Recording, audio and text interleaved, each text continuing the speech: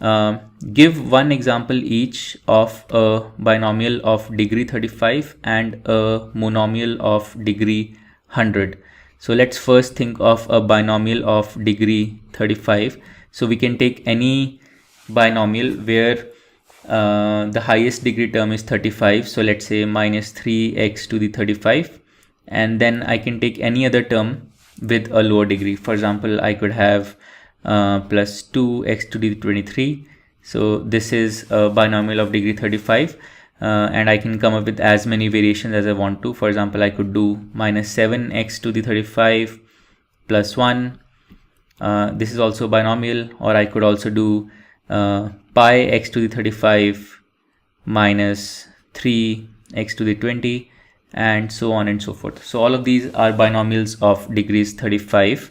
Now let's think of some monomials of degree 100. So here I need to have a single term of degree 100. So for example, I could have minus x to the 100. This is a monomial of degree 100. I could have half x to the 100. I could have pi by 2x to the 100, and so on and so forth. So all of these are examples of monomials of degree 100. So that solves question 3.